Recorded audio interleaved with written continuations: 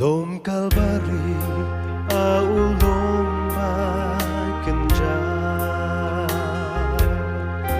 Dehang tatrai Jisu ulasha Kajing yapa kodi Kajing yapa shengkei Ban pendep ya kamonjo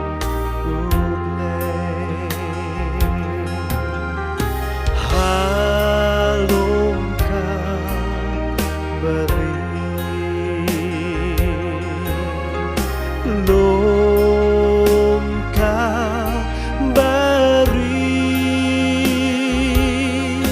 Dehang kas namu Jisu